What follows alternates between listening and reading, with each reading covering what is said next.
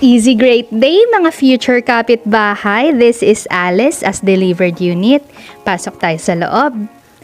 And then yan, ang unang bubungad sa'yo, living area, kitchen, and then the lababo. And meron tayong bedroom dito sa ground floor.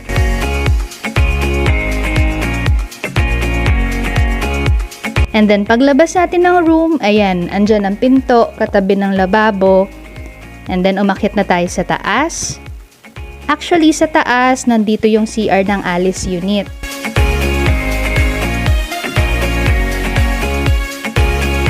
Ayan, ang CR. And then the master bedroom.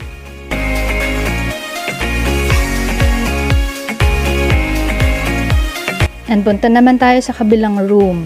So, ang Alice, meron silang 3 bedrooms.